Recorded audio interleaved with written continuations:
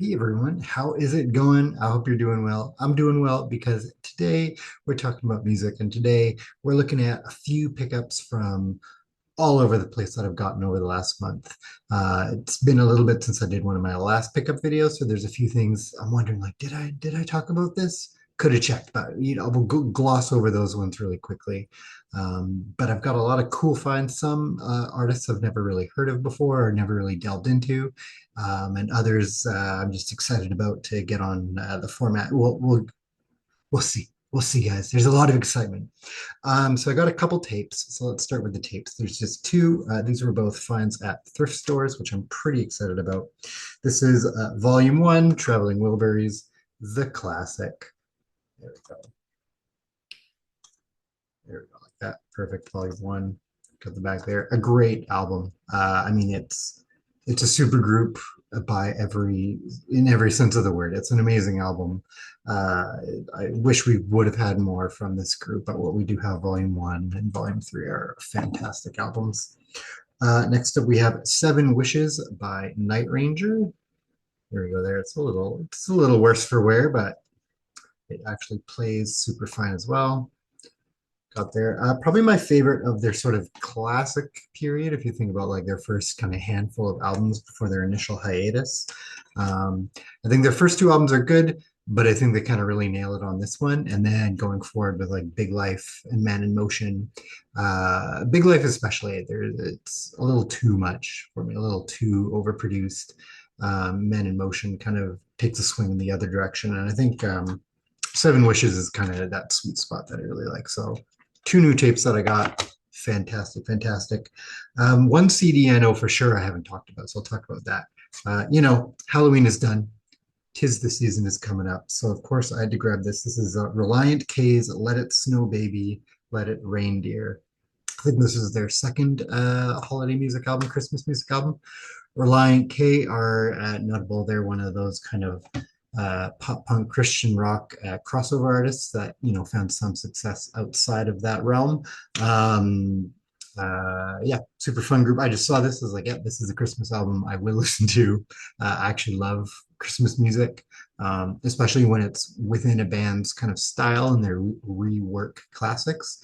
So again, found this at the thrift shop. Had to pick it up. Happy to have that in the collection because I'm hoping to do another Christmas albums that don't suck video this year. So I've got to kind of get to work now finding new ones that I haven't heard before because I definitely talked a lot about them last time.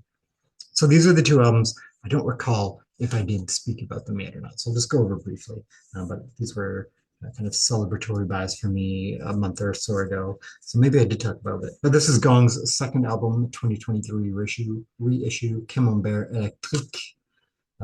This is kind of where for Gong that sort of jazz fusion space rock really starts. Their first album is more just kind of psych rock, but super fun. I really love Gong.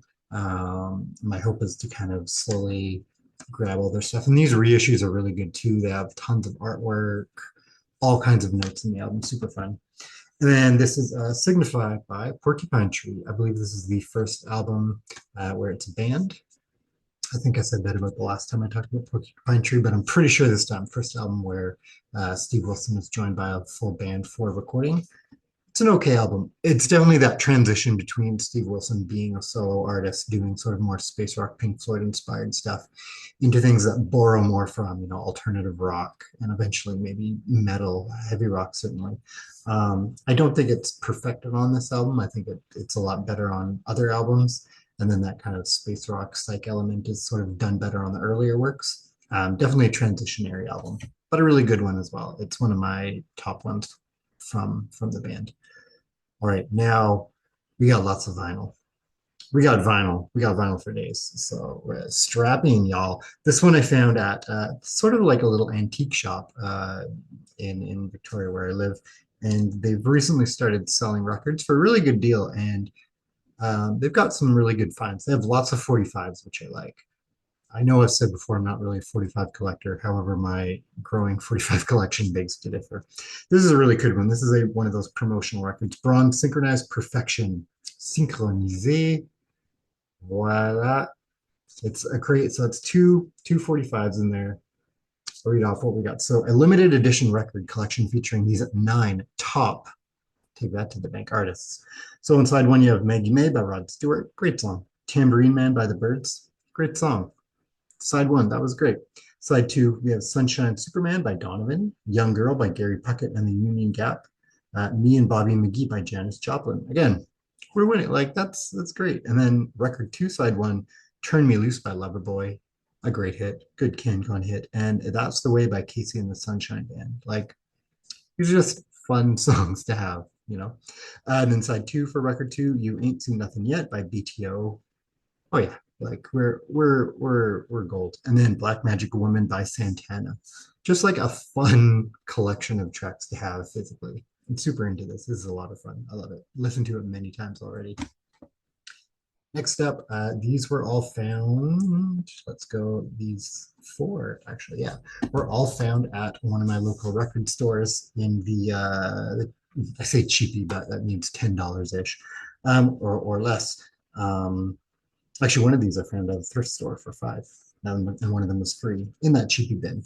So we'll get to that. But this one was $10 for sure. Judas Priest Unleashed in the East. I never owned a physical copy of this one. This is a great live album, live in quotation marks, because I think we all know the story that, a lot of it was touched up afterwards, especially the vocals. That's okay. It's just a great live album, especially capturing the early-ish period of the band with some blazing performances. It's a fantastic album. This is the one I found at thrift store. Definitely, certainly worse for wear, but the record itself was very clean. I gave it just a pass over with a brush and some fluid, and it plays great. It does have, some clicks and pops, so it could benefit from more cleaning, but that really adds to this record specifically. This is Goat's Head Soup by the Rolling Stones. You can see, yeah, it's lived a good life. It's lived a good life.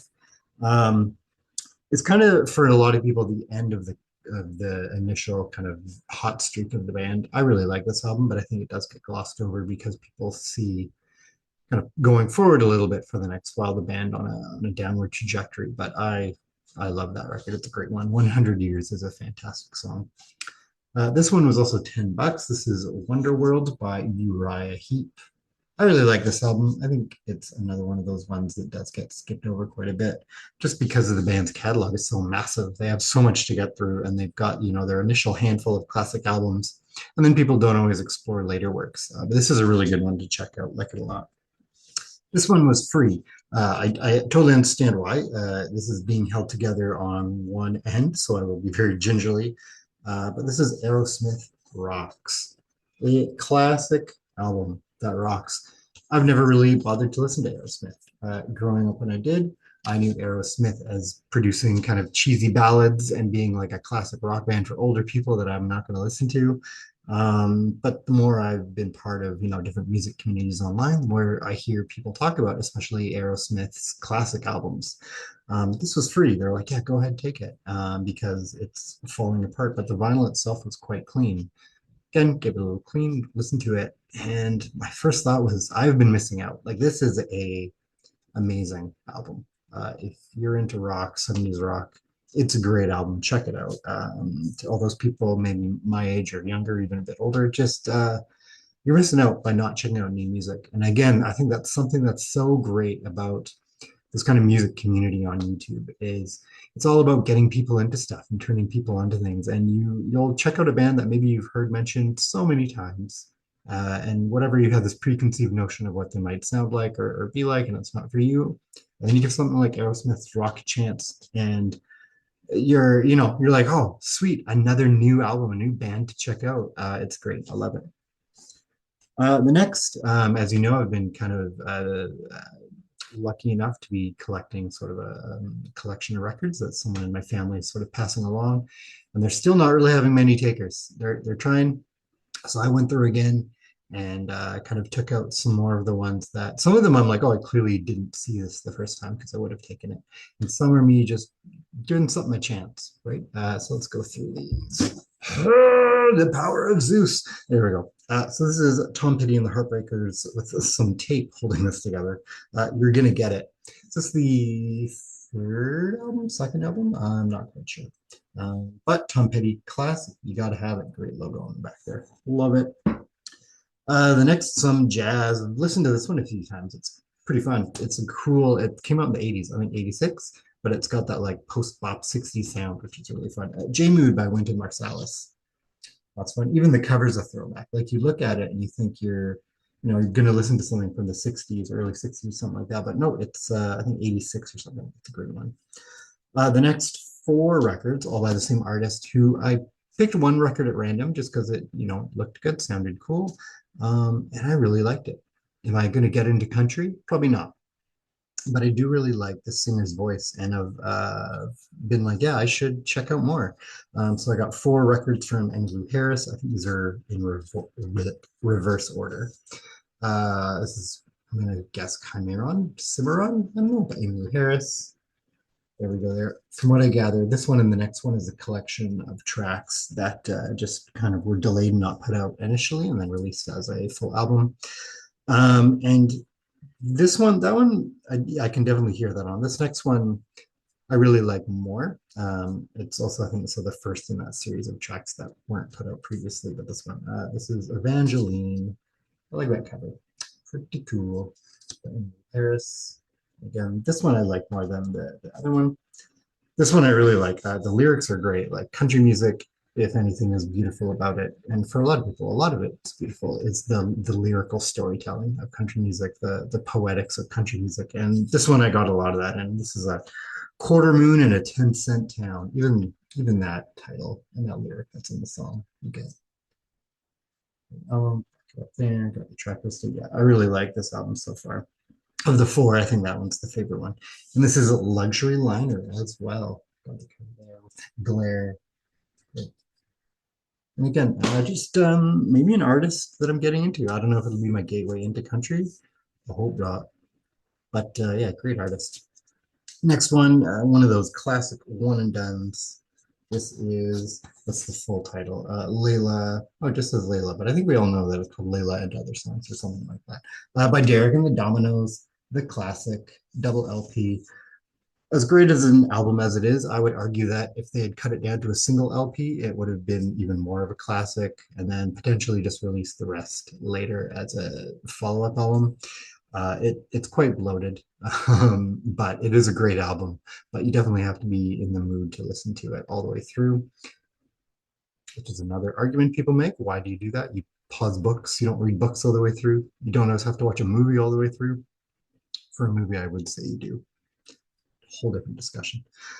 Next one, this is actually, I've gotten some other ones previously, but this is the first record from this artist I've actually listened to all the way through now, which is incredibly interesting because it's a very stylized album. But this is Torch by Carly Rae Simon, doing classic, heartbreak torch songs. I think one of these is an original. I think one of them is original, and the rest are kind of standards. Again, first Carly Rae Simon album I've ever actually listened to all the way through. So I can't imagine that this is entirely representative of her style, but it's cool ballads, heartbroken ballads. Love that stuff. Love that stuff. Another Carly Rae Simon album, Spoiled Girl, which I think came out right after Torch, potentially.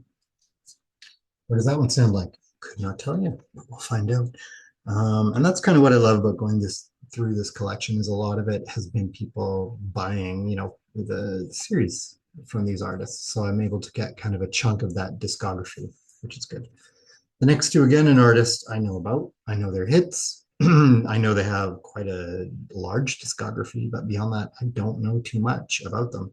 So two albums by Taj Mahal. This one is Satisfied and Tickled 2. There we go, there's the back there. I haven't actually spun this one yet, so I'm not sure on the style. And this one is Music for Ya, Music Part 2 by Taj Mahal, which is Caribbean style music. Apparently, I have listened to this a bit, read some reviews online, people saying it is definitely a departure in sound, like it's specifically Caribbean inspired music. And I like it, but I do want to give it more listens to appreciate it because I think I was expecting one thing when I put it on the turntable, went in a different direction. So I do want to, give it the attention it deserves. And that doesn't mean I have to make myself like it if it's not a great album, but just be in the right mindset for that. Ooh. So with that, those are kind of all the new music. I actually have three more.